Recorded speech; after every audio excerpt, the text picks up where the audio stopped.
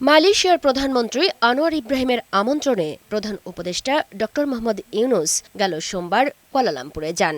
৩ দিনের সফরে দেশটির প্রধানমন্ত্রী আনোয়ার ইব্রাহিমের সঙ্গে দ্বিপক্ষীয় বৈঠক সহ উচ্চ পর্যায়ের একাধিক বৈঠকে অংশ নেন অধ্যাপক ইউনূস। সফরে মালয়েশিয়ার সঙ্গে প্রতিরক্ষা, জ্বালানি সহযোগিতা এবং ব্যবসা-বাণিজ্যের সহযোগিতা বাড়ানো সহ ৫টি সমঝোতা স্মারক ও ৩টি নোট অব এক্সচেঞ্জ সই করে বাংলাদেশ। এর ফলে দেশটির সাথে অর্থনৈতিক ও বাণিজ্যিক সম্পর্কে নতুন সম্ভাবনা তৈরি হয়েছে বলে মনে করেন বিশ্লেষকরা। সেই সাথে শ্রমবাজারের সংকট কাটাতে দক্ষ শ্রমিক গড়ে তোলার তাগিদ তাদের।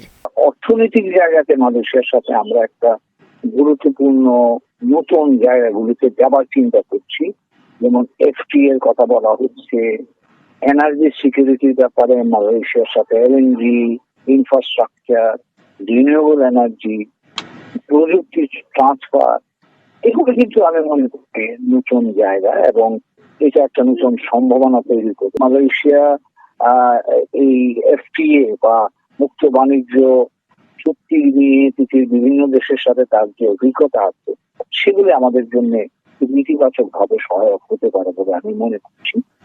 আমাদের কম্পারেটিভলি যে আমাদের স্কিলড ওয়ার্কার যারা আছে, ডাক্তার, ইঞ্জিনিয়ার, তারপর হচ্ছে টিচার্স, তাদেরকে যাতে আমরা মালয়েশিয়ার বাজারে পাঠাতে পারি, তাহলে আমাদের ভ্যালু এডিশনটা বেশি হবে, আমাদের রেমিটেন্সের মাত্রা বেশি হবে এবং মালয়েশিয়ার সাথে যে আমাদের অর্থনৈতিক সম্পর্ক আছে সেটা আরো সুদৃঢ় ভিত্তি এখানে স্থাপন হবে। Immediate humanitarian assistance. সফরে যৌথ সংবাদ সম্মেলনে মালয়েশিয়ার প্রধানমন্ত্রী আনোয়ার ইব্রাহিম মিয়ানমারের শান্তি ও রোহিঙ্গাদের মানবিক সহায়তা দেওয়ার জন্য আঞ্চলিক আরও কয়েকটি দেশের সাথে কাজ করার কথা বলেন। দেশটির এমন উদ্যোগ রোহিঙ্গাদের প্রত্যাবাসনে ভূমিকা রাখবে বলে মনে করেন আন্তর্জাতিক সম্পর্ক বিশ্লেষকরা।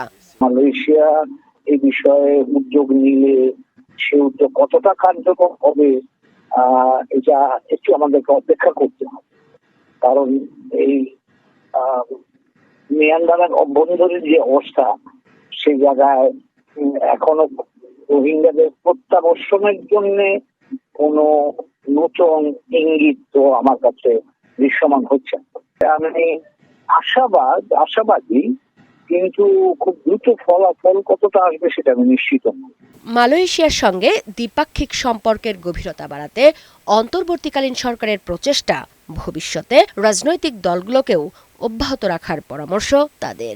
ভবিষ্যতে যে রাজনৈতিক দলই আসুক বা যারাই ক্ষমতায় আসুক, এটার উপর যাতে ওরা বিল্ড করতে পারে এটার দিকে আমাদের চোখ রাখতে হবে। মুক্তা মাহমুদ, বৈশাখী সংবাদ, ঢাকা।